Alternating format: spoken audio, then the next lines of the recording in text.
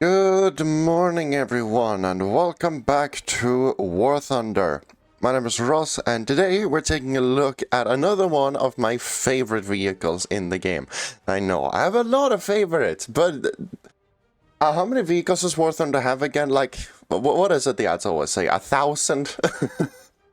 It's understandable that I have a lot of vehicles that's like, yeah, I like this thing. But in front of us, we have the IS-4. I know, we've gone over a lot of the IS family. We've gone over the IS-1, the IS-2, the IS-3, the IS-100, i.e. the Object 248, the T-10. We have not gone over the T-10M. We do still have that thing left, that is true. But we have gone over the T-10A, which is technically the IS-8, but nonetheless.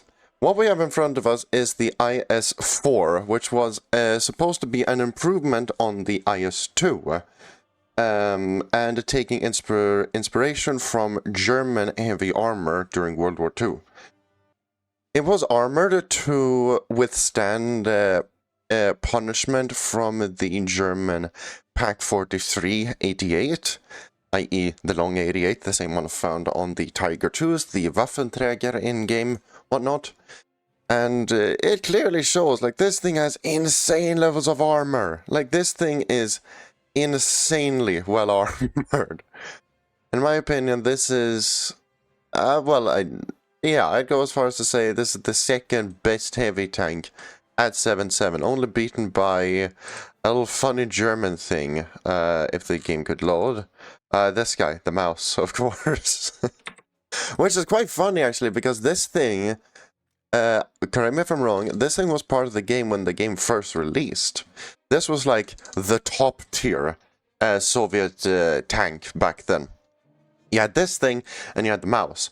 Unfortunately, the mouse would win that engagement pretty much all the damn time because of the 122's somewhat lacking angle pen, unfortunately. But nonetheless, this thing is an absolute monster.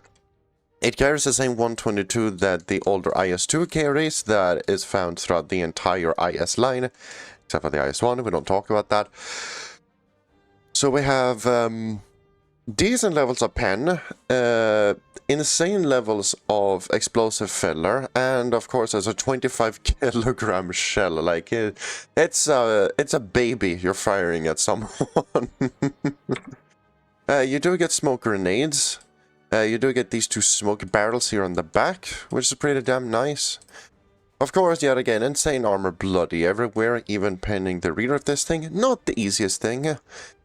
Decent transmission, not the best gears ever. We do get a half-decent reverse gear of 10 kph at least double digits.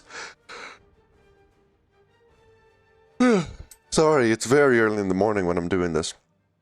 And a pretty decent engine. I'd say this thing is similar to the Centurion we have reviewed the past episodes. This thing can actually get up to speed relatively quickly. But nonetheless, I think that's enough yapping. Let's take her into a few fights and see how she does. Well then, here we are on Attica. I don't like this map all that much. I think, no. I was gonna say I think that's just because it's new, but nah. This map just isn't good, honestly. Unfortunately. That's just me anyway. Good God. I apologize. So, no real conventional tank guns can pen this thing. When we make conventional stuff that fires like, you know, an armor-piercing shell or whatnot. My biggest worry is artillery pieces that fire such a massive shell that it doesn't really matter how much armor you have. You okay over there, little Walker Bulldog? I would hope so. Hello?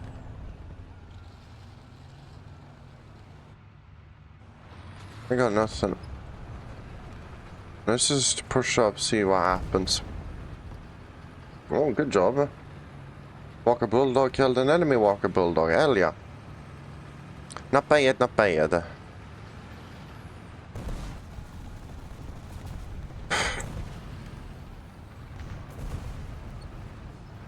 Huh? Is that... okay. A king tiger killed our Patton. Is he coming from, like, behind? Like, over here?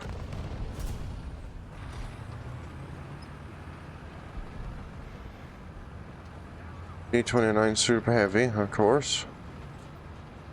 As you can see, the reverse of this thing, it's okay. Nothing amazing. I think with the Centurions are what, 12 kph? So surprisingly enough, a little bit faster. But these Ruskis definitely knew how to build heavy tanks. That is obvious, I feel. Maybe a bit biased, because Soviet tanks are incredibly fun. But all of them had, you know, decent War Thunder, decent power plants. And of course, amazing guns. I absolutely adore the 122. See, here's the kind of artillery piece I'm scared of. Interesting, I overpinned the Sorry, boot my mic there by accident. I overpinned the artillery piece and killed the T-29 behind him. Interesting.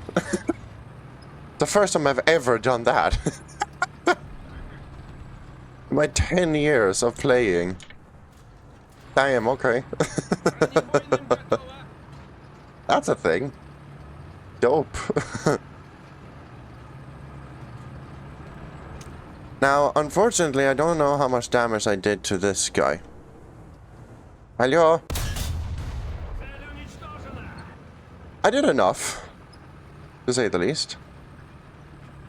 I would like to hook my armor around to point towards the enemy, kind of obviously. Jet incoming, I'm being bombed. Oh, it's a friendly Horton. You overpenned and just killed the commander. GG. That happens. Finally, some reinforcements are showing up. Thank the Lord for that. Yet again, I am the heaviest, most heavily armored tank. Well, sorry, the second most heavily armored tank at this BR. But I'm not unkillable. One barrel break and it's just game over for me. Most likely, anyway.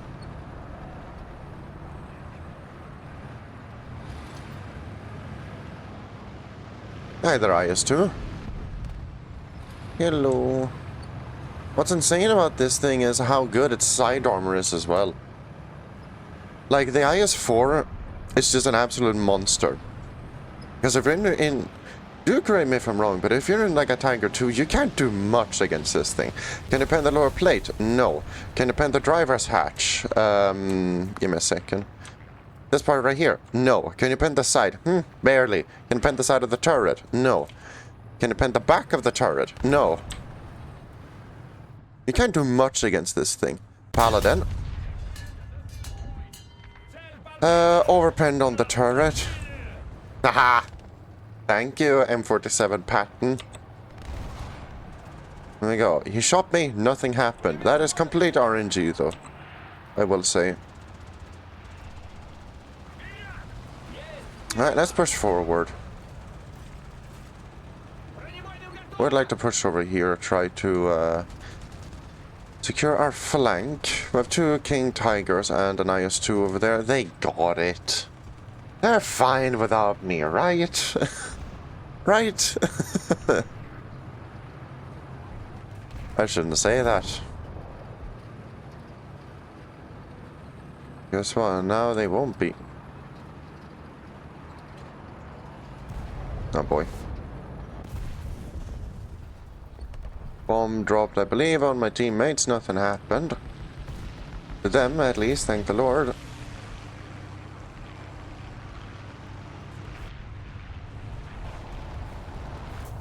Ow!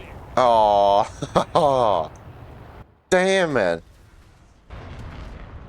That's unfortunate. I can't take a plane.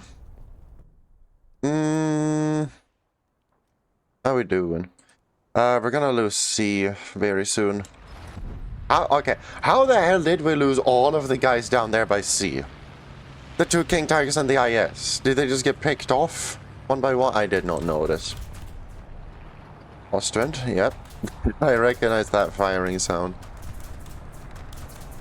Bearcat, F3D, I believe. God damn it. And Ram 47 died now as well. Unfortunate. 3 kills. And almost a double kill on the T-29 and the Chinese artillery piece. The what, PZL, was it?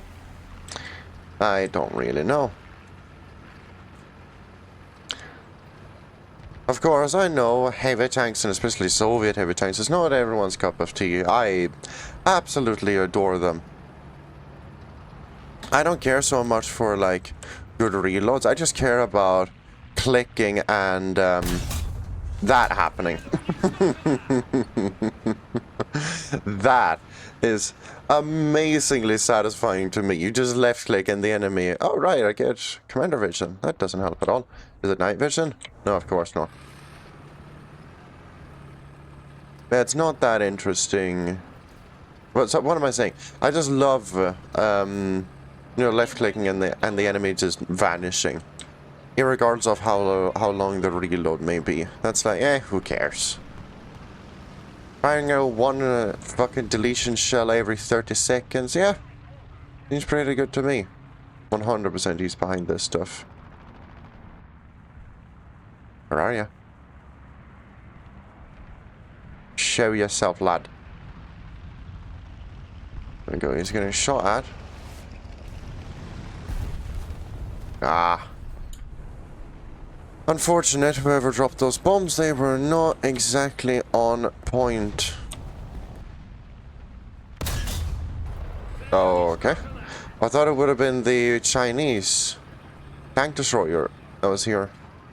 Not, a freaking SU-100. Interesting. Well, we aced. That's cool. Fuck! I knew it. Ah! That's unfortunate. Can we pick up any bombs? Yes, we can. Will I be able to do anything with my bombs? No. Probably not. But I will try. Might as well. Might as well give it a bit of a try. I don't really like the SU-9 that much. The cockpit of this thing is actually quite nice. The visibility is decent. Although the front part does remind me of, like, the Focke-Wulfs. Which isn't the greatest thing ever. But, I mean, being derived from the ME-262, I mean, it's decent, I'd say. I would say, hot take, potentially, I'd say that this thing is better than the ME-262 in pretty much every way. This thing gets what's... yeah. 2 23s and a 37. The ME-262 gets 4 30 mils. Except for the A1AU1, but I'm talking about just the basic Tech Tree ones. Those, to my knowledge, only get 4 MK108 30 mils. Of course, absolutely excellent guns if you hit. That mean, like, those 30 mil shells, especially the Minger shells, by God do they shred. But, of course, you need to hit. Okay. Gonna see if we can shoot down this guy. I would like to get closer first. I think now he noticed me. Maybe. Or not.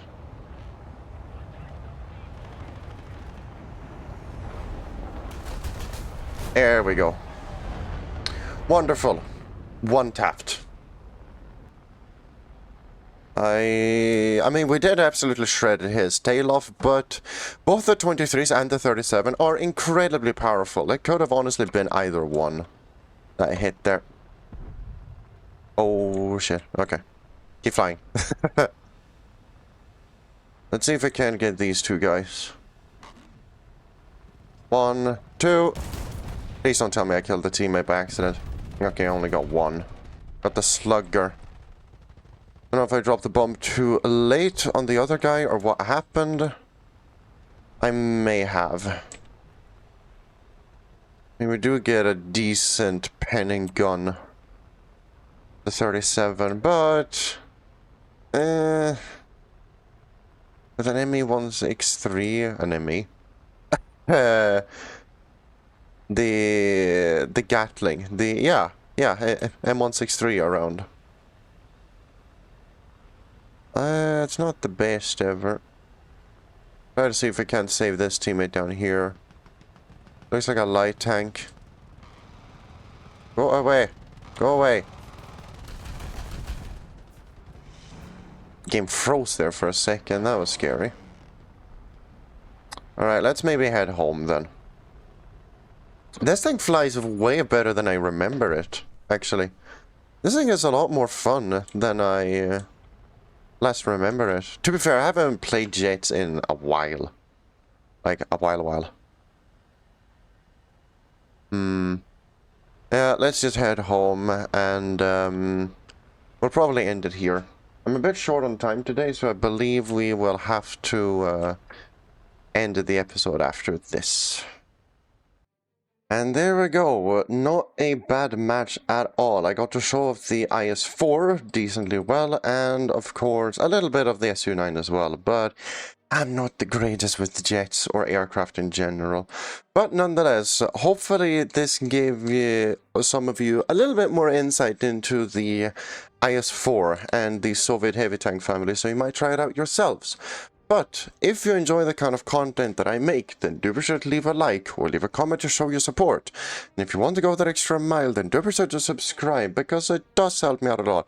But until next time, I will see you all then. Bye-bye.